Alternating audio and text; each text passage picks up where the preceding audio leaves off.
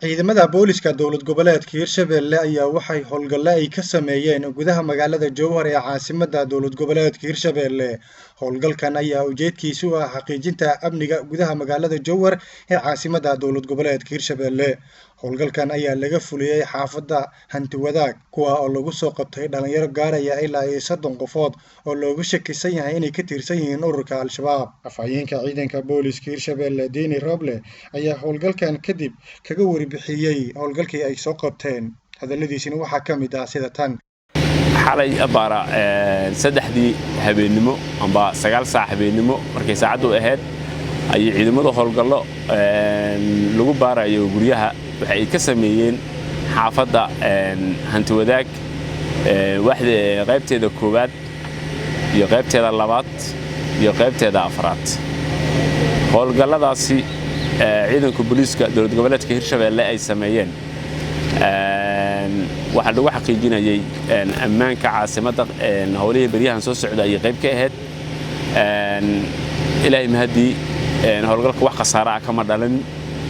ciidamadu waxay maartay ku soo qabteen howlgalkii dad lagu qiyaasay amdad ama tiradoodu tahay 30 qofood kuwaasoo maartay da'doodu ay u dhaxaysay 15 sano ilaa 35 sano.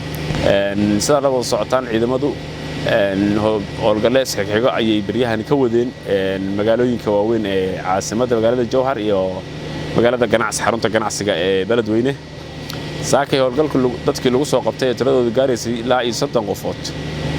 saldhigga Jowhar markii la keenay waxa la sameeyay baaris lagu kala saarayo amba lagu xaqiijinayo amniga qofka shakhsiga muwaadinka ah shaqadiisa halka uu ka shaqeeyo halka uu deegaansanayo muddada uu degan yahay goobto.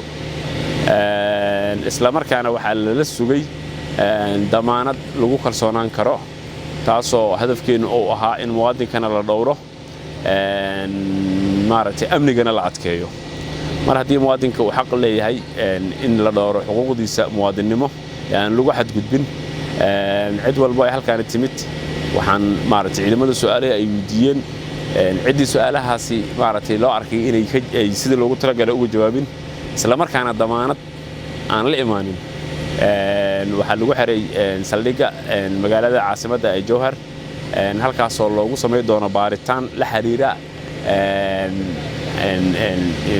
tuhunsananta la tuhunsan yahay in ay ka mid yihiin kooxaha nabaddiidka ah.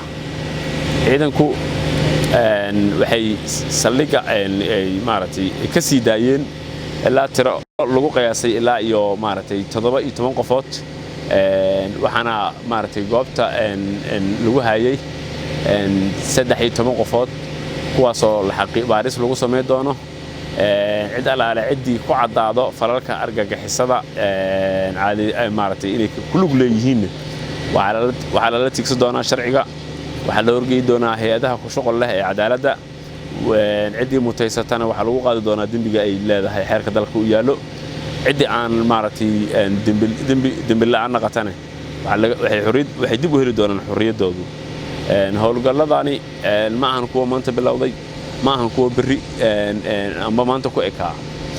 howlgalladani way soo bilowdeen muddo ah. ciidanku waxay u taagnaayeen amniga guud ahaan dowlad goboleedka Hirshabelle gaar ahaan magaalooyinka loo asteeyay inay ka dhacdo doorashooyinka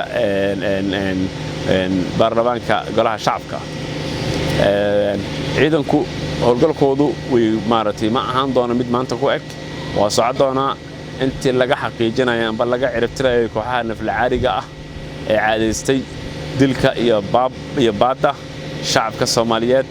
Liibaan Cabdulle Maxamed, Liibaan Somali Cable TV, caasimadda dowlad goboleedka Hirshabelle, magaalada Jowhar.